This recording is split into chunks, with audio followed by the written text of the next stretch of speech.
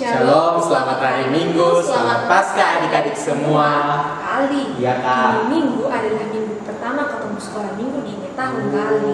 Kali ini bagaimana kabarnya? Kali ini kamar baik-baik sekali. Oke, Kak Andi juga baik-baik dan Kak Andi harap adik-adik semua dalam keadaan baik-baik dan dalam lindungan Tuhan. Karena itu, mari sama-sama kotong bangkit berdiri dan kotong nyanyikan pujian yang berkata, Halo apa kabar?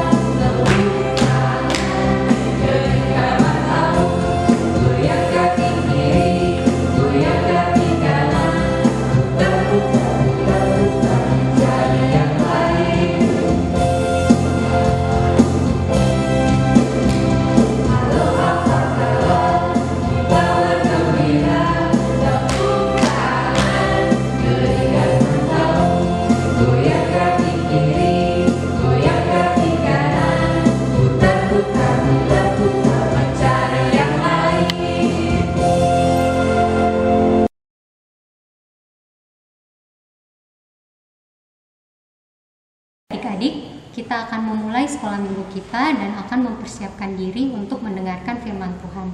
Mari sama-sama kita berdoa. Bapa kami yang ada di dalam surga, terima kasih untuk penyertaan-Mu. Sekarang kami akan memulai sekolah minggu kami. Kami mohon Engkau memberkati agar boleh berjalan seturut dengan kehendak-Mu hingga selesai.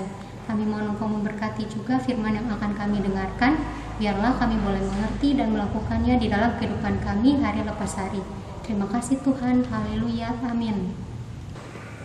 Baik adik-adik, firman Tuhan pada hari ini terambil dari Lukas 24 ayat 56b sampai 12. Lukas 24 ayat 56b sampai 12 dengan judul perikop Kebangkitan Yesus.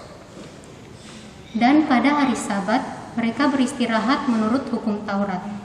Tetapi pagi-pagi benar, pada hari pertama minggu itu, mereka pergi ke kubur membawa rempah-rempah yang telah disediakan mereka. Mereka mendapati batu sudah terguling dari kubur itu, dan setelah masuk, mereka tidak menemukan mayat Tuhan Yesus. Sementara mereka berdiri termangu-mangu karena hal itu, tiba-tiba ada dua orang berdiri dekat mereka, memakai pakaian yang berkilau-kilauan. Mereka sangat ketakutan dan menundukkan kepala, tetapi kedua orang itu berkata kepada mereka, "Mengapa kamu mencari Dia yang hidup di antara orang mati? Ia tidak ada di sini. Ia telah bangkit. Ingatlah apa yang dikatakannya kepada kamu ketika ia masih di Galilea, yaitu bahwa Anak Manusia harus diserahkan ke tangan orang-orang berdosa dan disalibkan, dan akan bangkit pada hari yang ketiga." Maka teringatlah mereka akan perkataan Yesus itu. Dan setelah mereka kembali dari kubur, mereka menceritakan semuanya itu kepada ke-11 murid dan kepada semua saudara yang lain. Perempuan itu ialah Maria dari Magdala dan Yohana dan Maria ibu Yakobus, dan perempuan-perempuan lain juga yang bersama-sama dengan mereka memberitahukannya kepada rasul-rasul. Tetapi bagi mereka, perkataan-perkataan itu seakan-akan omong kosong, dan mereka tidak percaya kepada perempuan-perempuan itu. Sungguh pun demikian, Petrus bangun, lalu cepat-cepat pergi ke kubur itu. Ketika ia menjenguk ke dalam, ia melihat hanya kain kapan saja. Lalu ia pergi, dan ia bertanya dalam hatinya, apa yang kiranya telah terjadi. Demikian firman Tuhan. Shalom adik-adik, selamat Paskah. Hari ini semua umat Kristen merayakan hari kebangkitan Yesus Kristus. Nah, sebelum belajar tentang kebangkitan Yesus Kristus, kita lebih dahulu belajar mengenai kesengsaraan dan kematiannya hingga sampai pada kebangkitannya. Pada hari yang pertama dalam hari raya roti tidak beragi, Yesus dan murid-muridnya juga merayakan Paskah. Nah, mereka mengadakan perjamuan malam bersama. Ketika itu, Yesus memberitahukan kepada semua muridnya bahwa ada salah satu di antara mereka yang akan mengkhianati Yesus. Murid itu adalah Yudas Iskariot. Yudas Iskariot adalah murid yang menyerahkan Yesus kepada ahli-ahli Taurat dan juga orang Farisi untuk dibunuh. Yesus kemudian mengajak beberapa dari muridnya untuk pergi ke sebuah tempat bernama Getsemani. Di situ Yesus berdoa sebelum ditangkap.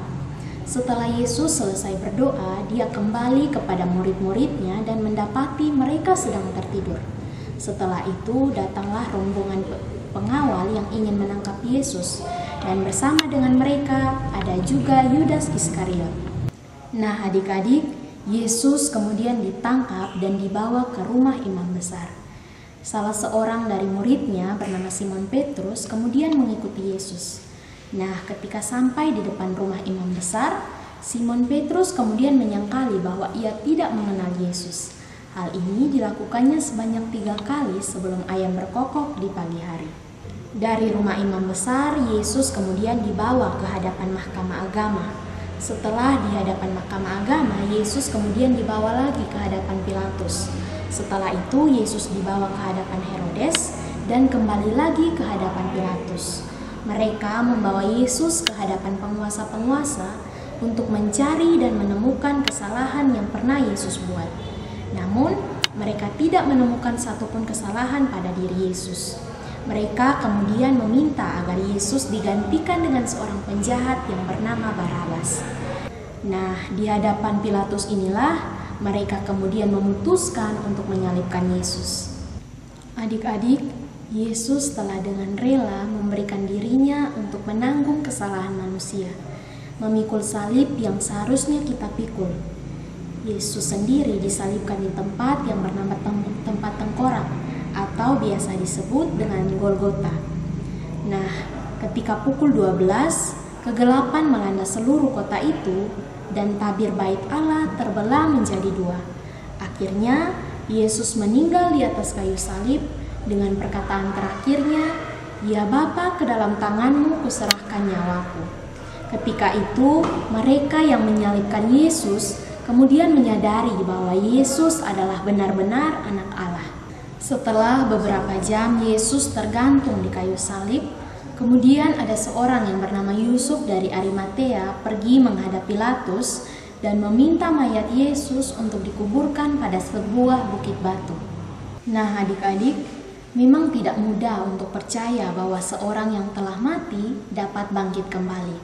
Setelah 3 hari Yesus dikuburkan, kemudian pergilah perempuan-perempuan ke kubur Yesus.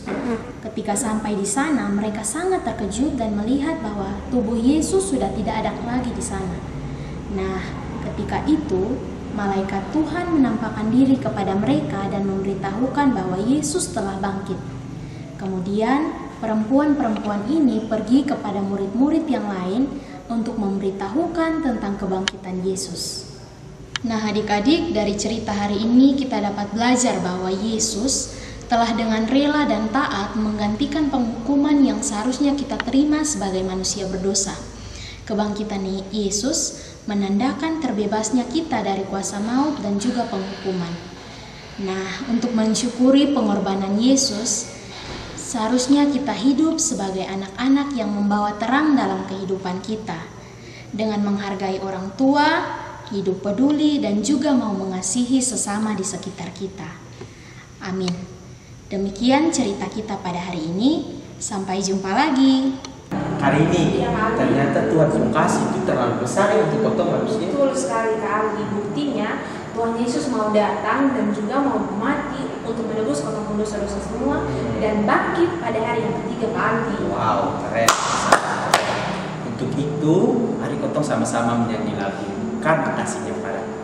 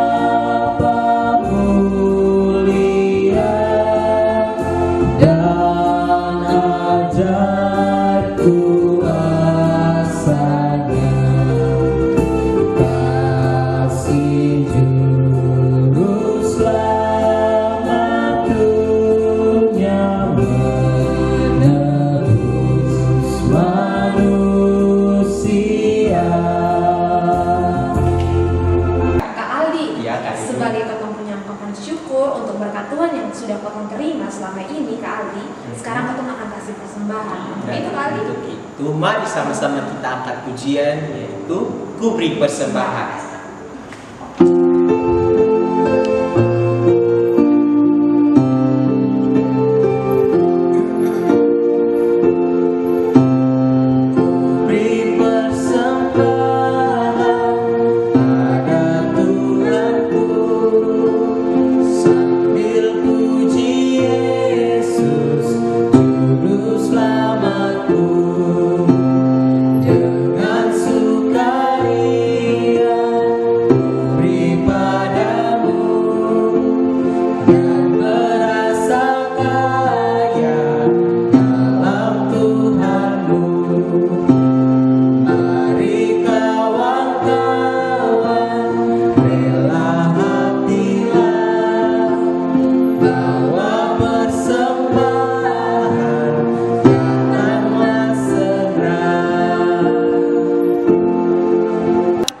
Dan adik-adik di rumah, untuk mengakhiri Kotong punya sekolah minggu hari ini, mari sama-sama Kotong angkat pujian yang berkata, Yesus kekasih jiwaku.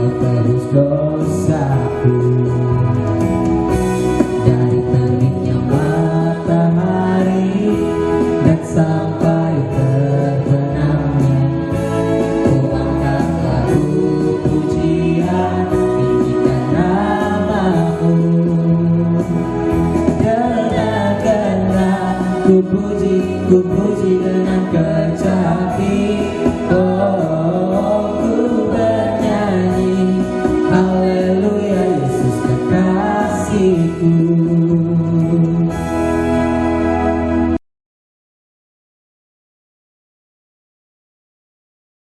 Adik-adik, sebelum kita mengakhiri ibadah sekolah minggu pada hari ini, mari kita satu dalam doa kita berdoa.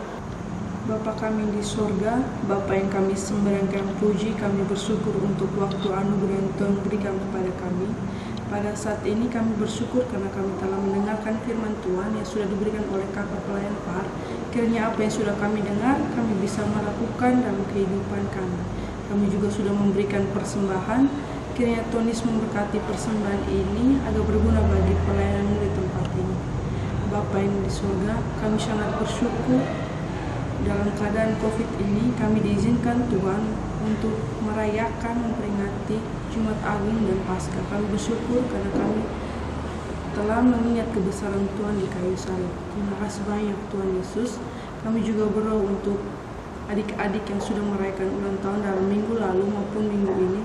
Mari Tuhan Yesus memberkati mereka dalam masa pendidikan, dalam bermain mereka beserta keluarga mereka. Yang sedang sakit, yang membutuhkan pertolongan Tuhan, mari Tuhan Yesus ungkapkan tangan, memberkati mereka dan menyembuhkan mereka.